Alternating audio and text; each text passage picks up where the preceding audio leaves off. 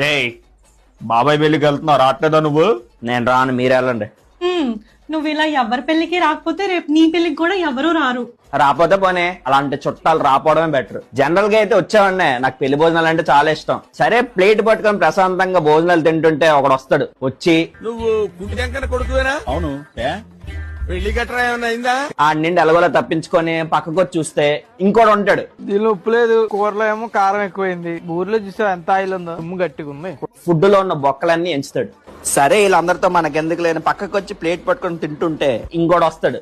ఇక చూసు, జాగ్రత్తగా చదువుకుంటే బాగుంటాం. ఏదైనా నేర్చుకోవాలి, కష్టపడాలా. అలా తినేసి కూర్చుంటే ఏటి వస్తా చెప్పు అంటాడు.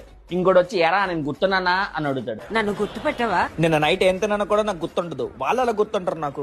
ఇంకోటి అబ్బాయి వచ్చి మా కొడుకు తోపు, మా కూతురు తోపు, మాకెంత ఆస్తుంది, మాకంత ఆస్తుంది, వాళ్ళది ఎంత పొడుగుంది, వాళ్ళది ఎంత బారుంది అని చెప్పి ఏదో డప్పు కొట్టుకుంటాడు. ఇవన్నీ భరించే కన్నా ఇంట్లో హ్యాపీగా ప్రశాంతంగా ఉండడం బెటర్. పిన్ని గారు బాగున్నారా?